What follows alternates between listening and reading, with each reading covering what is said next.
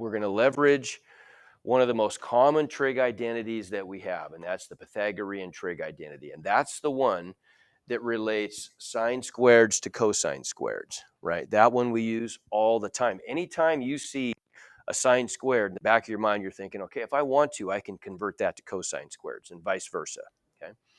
So we saw that we had this expression here, this factor, cosine x plus 1 on the top, and that's just begging to be multiplied by got that backwards.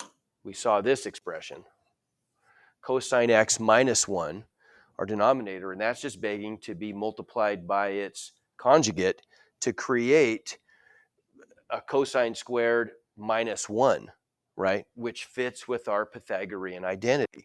Cosine squared minus 1 by the Pythagorean identity would just be negative sine squared, right? And so we were in the process of kind of taking advantage of that. We multiplied top and bottom by the quantity cosine x plus 1. We got our cosine squared x minus 1 on the bottom, which we immediately converted into a negative sine squared. And that's where we had left off. Now what do we do? Okay, now we've got this limit of a bunch of factors on the top and bottom. We're going to try to untangle this thing a little bit. Our motivation for doing this was the stuff in orange, right? Look, I could group the x squared on top with the sine squared x on the bottom, and that relates to our first special trig limit, doesn't it? Right? Because I can do the reciprocal of this one freely, right? This one, because the reciprocal of 1 is 1, I could also say, the limit as x approaches 0 of x over sine x equals 1, right? Okay. So there it is. So let's separate this then. Let's separate this limit into a product of the orange stuff and the other stuff. Okay, give me 1 to 5 on that strategy. Are we doing okay on that? Okay. Okay, so then what would that look like? That's going to look like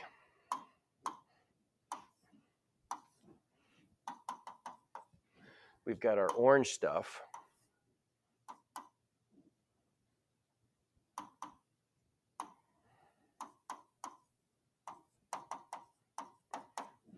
times the non-orange stuff, which is 9 times the quantity cosine x plus 1 divided by negative 1.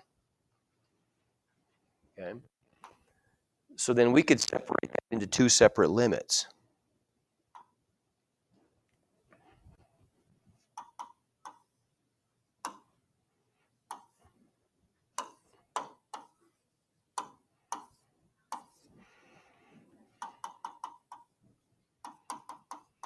Okay, what's this first limit going to be? X squared over sine squared x, which is 1, but you got to be a little bit careful with that. I mean, probably you could even make that step on an AP test and probably get full credit for it, but technically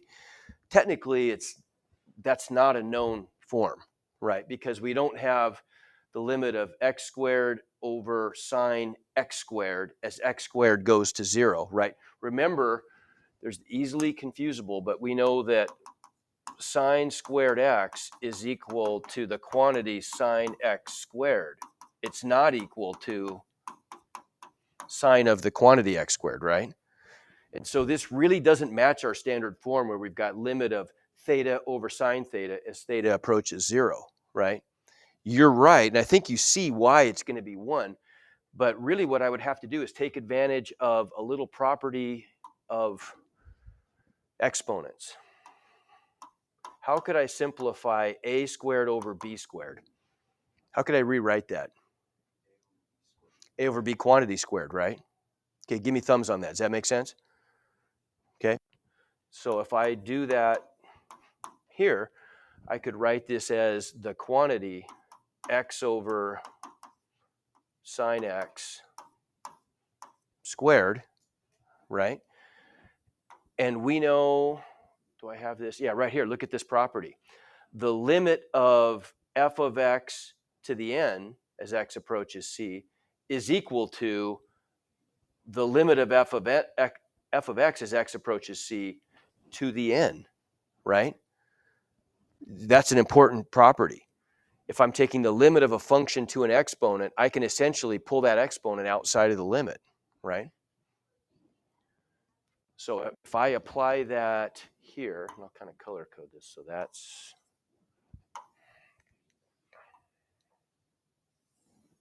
oops. Oh man, is it doing this again? Is it because I hit that thing? No. Hasn't done this for ages. Why is it doing it now?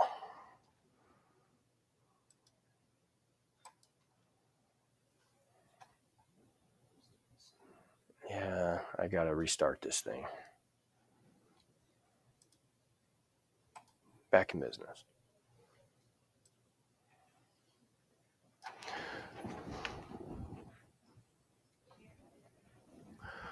Okay, so what we want to do,